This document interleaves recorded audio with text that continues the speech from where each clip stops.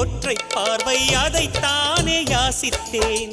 இளையார் என்றால் கிளியே என் உயிர் போக யோசித்தேன். 4 ஆண்டு தூக்கம் கெட்டு இன்றுன்னை சந்தித்தேன். காற்றும் கடலும் நிலமும் அடித்தீ கூட தித்தித்தேன்.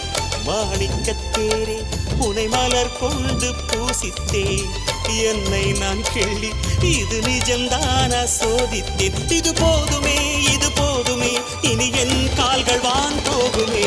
என்ன அழகு எத்தனை அழகு கோடி மலர் கொட்டிய அழகு இன்றெந்தன் கை சேர்ந்ததே.